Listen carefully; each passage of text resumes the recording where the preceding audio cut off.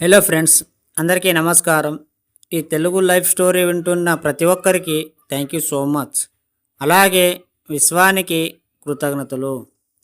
డబ్బు సంపద కావాలనే అందరికీ ఉంటుంది, కానీ మొహమాటానికి గొప్ప కోసం మాత్రం వద్దు అనుకుంటాం. మన ఇంటికి ఎవరైనా బంధువులు వచ్చి వెళ్ళే ముందు మన పిల్లలకి డబ్బులు ఇస్తే వద్దని మన పిల్లలకి నేర్పిస్తున్నాం. అంటే చిన్నప్పటి నుండి పిల్లలకు డబ్బు వద్దని అలవాటు చేస్తున్నాం. డబ్బు వద్దని చిన్ననాటి నుండి చెబితే ఇక పెద్దయ్యాక డబ్బు ఎలా వస్తుంది? ఎప్పుడైతే వద్దని అనుకుంటున్నామో అదే రావడం ఆగిపోతుంది. ఇప్పుడు చెప్పండి, డబ్బు సంపద కావాలా వద్దా? వాడు అన్యాయం చేసి సంపాదించాడు కావున అలాంటి సొమ్ము నాకు వద్దు. అలాగైతే నేను సంపాదించేవాడిని. ఇలాంటి మాటలు ఎన్నోసార్లు వింటుంటాము. ఎప్పుడైతే ఇలాంటి మాటలు మాట్లాడి మీ దగ్గరికి సంపద రాదు. ఎలా సంపాదిస్తే మీకెందుకు? ఇతరుల సంపద చూసి మురిసిపోండి. అప్పుడు మీ సంపద అంటే ఇష్టమని విశ్వం గుర్తిస్తుంది. ఎప్పుడు కూడా డబ్బు సంపదపై వ్యతిరేకంగా ధోరణి పెంచుకోకండి.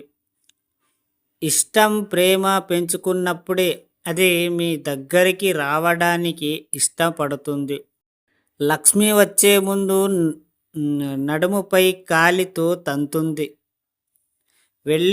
వెళ్ళేటప్పుడు కడుపుపై తంతుంది అనేది పెద్దల మాట. ఎంత గొప్పగా చెప్పారు. నడుముపై తన్నినప్పుడు మనిషి నీటారుగా టీవీగా ఉంటాడు.